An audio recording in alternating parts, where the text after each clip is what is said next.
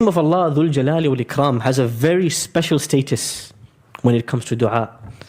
The Prophet ﷺ says in a hadith in Sunan al-Tirmidhi, he says, Alidhu biyad al-jalali wal ikram. When you ask Allah, he says, constantly ask Him with the name Ya Dhal Jalali wal Ikram. One day, the Prophet ﷺ, hadith of Mu'adh ibn Jabal in Sunan al-Tirmidhi, the Prophet ﷺ passes by a man, and the man is saying, Ya Dhal Jalali wal Ikram, Ya Dhal Jalali wal Ikram. The Prophet ﷺ stopped him and he says, قَدْ اسْتُجِيبَ لَكَ فَسَلْ. Allah has already accepted whatever you're going to ask, so start to ask. Why? What was special about the way this man was asking? What was special that his dua was accepted before he even started asking? You know, imagine you come to a restaurant and you're about to place the order and he says, your order has already been completed. What do you mean? Ask anything you want, it's coming. Anything you want is going to come. Eh? What did I do to deserve this? What did this man do to deserve a blank check from Allah? Ask whatever you want, it will be provided.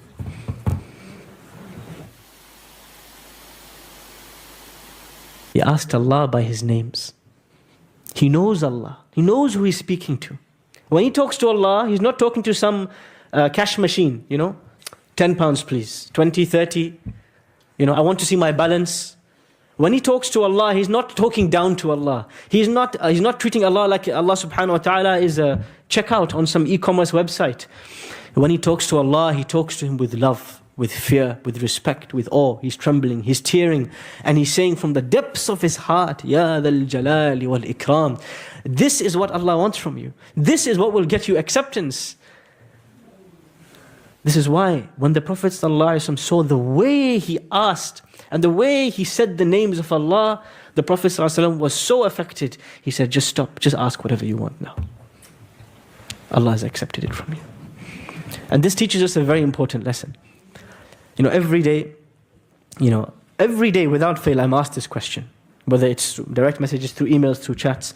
Tell me a dua for this. Tell me a dua for better grades. Tell me a dua for, when exam season comes, tell me dua for better grades. Summer season comes, everyone's having weddings, getting married. Tell me dua to find my future husband and wife. Oh man. Okay. Tell me a dua for this. What dua? Who told you there is some specific formula? This is what people want. They call this in Urdu, where I'm from in South India and Pakistan. They call this wazifa. This idea, you tell them some sentence, and you say it 10,000 times, and whatever you want is going to happen. Like it's some magic spell. So they go to a corner, and they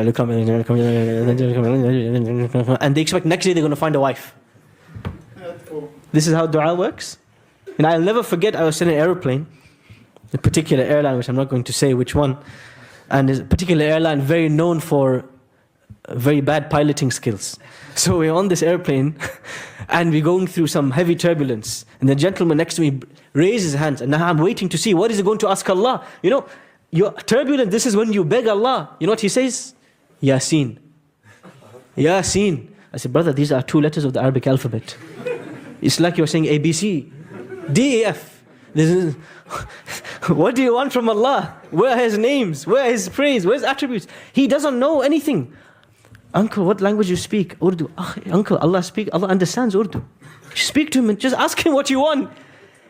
Musa alayhi salam made dua to Allah in Aramaic. Ibrahim alayhi salam in Akkadian. Muhammad sallallahu alayhi wa sallam in Arabic. You are not limited by language. You're not limited by a specific formula. You're not limited by some specific word you have to say 1,000 times for something to happen.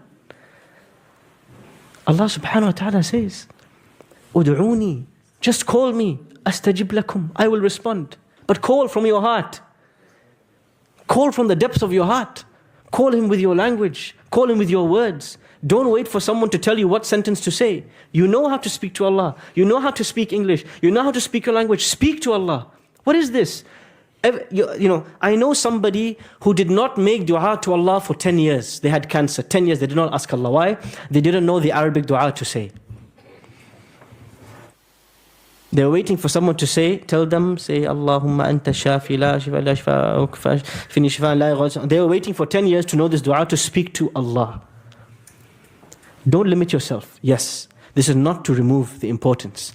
That the best person who spoke to Allah was the Prophet ﷺ. And if you are stuck for words, these are the best words. And if you want to learn from someone, theirs are the best words. The words of the Prophets in the Quran, the words of the Muhammad ﷺ. But don't stop asking Allah because you don't know the words. Allah knows. You don't even have to speak. يَعْلَمُ خَائِنَةَ الْأَعْيُنِ وَمَا تُخْفِي الصُّدُورِ. He knows what is hidden in your hearts. You don't have to speak. Just raise your hands. Cry. He knows what you're saying. You don't have to say, your heart is speaking to Allah. You don't have to even move your mouth.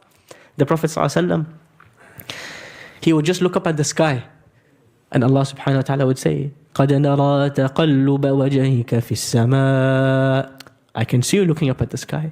I know what you want. I'll change the qibla for you. Allah changed the qibla. The Prophet ﷺ did not even open his mouth to ask Allah. He just looked up at the sky. Allah changed the qibla for him.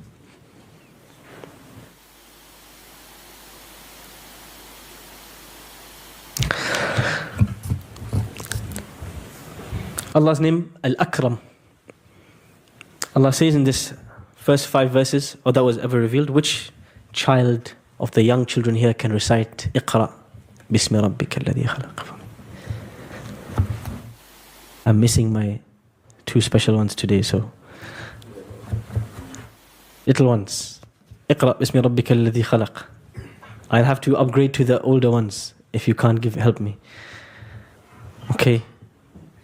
Teenagers, where are you? Iqra Bismi Rabbika alladhi khalaq. Anybody?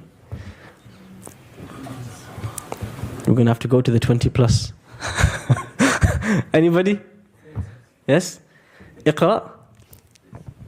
MashaAllah. Nobody knows Iqra Bismi Rabbika alladhi khalaq. Allah says in this first revelation to the Prophet ﷺ, Iqra Bismi Rabbika alladhi khalaq. Recite, O Muhammad, in the name of your master, your nurturer, the one who looks after you, the one who created everything.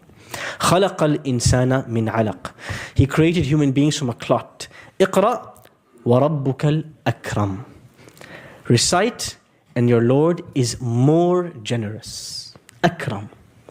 In Arabic, this is known as أفضل التفضيل. It's a comparative word. What is comparative? Means better, stronger, faster. This implies that there's someone slower, someone less better, someone less generous, right? Many scholars say that in these first 5 verses, there's 2 iqras, right? The first iqra, recite, O Muhammad, in the name of your Rabb, right? Your master and nurturer, the one who looks after you. And the second one is iqra wa rabbuka al-akram, recite, and your Lord is most generous. Alladhi allama bil qalam, the one who taught by the pen. Many scholars, for example, Ibn Ashur, for example, Al-Alusi, and others, they say, the first time Allah tells the Prophet ﷺ to read, He's telling him to read and recite in order for him to benefit. The first iqra, for me to benefit. The second time Allah tells the Prophet ﷺ to recite, He's telling him to recite to other people. And so the first time Allah tells him, He emphasizes the word Rabb. Because Rabb is the one who looks after you, who helps you grow. Rabb is the one that nurtures you from nothing until your full potential. So that's the first iqra. Recite so you can grow, O Muhammad, so you can learn, so you can develop.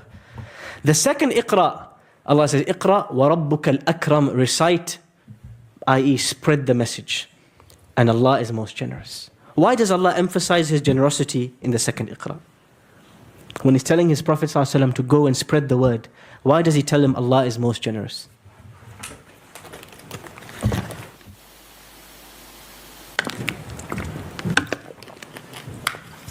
Today we're very tired. Warm weather, radiators. Yes? Is it because when he's going to spread the message, people might put him down? Allah is the one who's giving status, so don't worry about what... Allahu Akbar, this is not what I thought, but this is a very valid reflection. When the Prophet ﷺ goes out to give da'wah to Allah, to call people to Allah, people will put him down. And they will lower from his status. But Allah is saying, when you go iqra, when you go and recite to other people, remember, Rabbuka al-Akram, Allah is the owner of status. He will give you the high status, not other people. Okay, this is one meaning. Yes? You're going to get rewarded. Beautiful. The second Iqra is harder than the first. Just like the second Qum is harder than the first. The second revelation after Iqra, the second revelation Allah reveals, Ya ayyuhal muzammil, O Muhammad sallallahu alaihi wasallam, O you who is wrapped up. Qumil layla illa qalila. Stand up at night to pray the night prayer.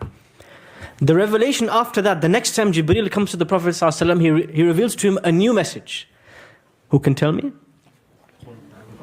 Ya ayyuhal muddathir, O you who is wrapped up. Qum fa'anzir, stand up and warn others. Go and call, spread the message.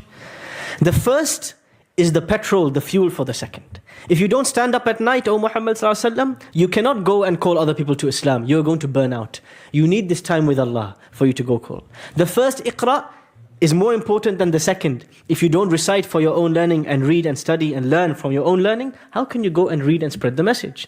But the first Iqra, Allah subhanahu wa ta'ala emphasizes He is Rabb, He is the one who develops you. The second Iqra, Allah emphasizes He is generous. Because the second one involves your sacrifice.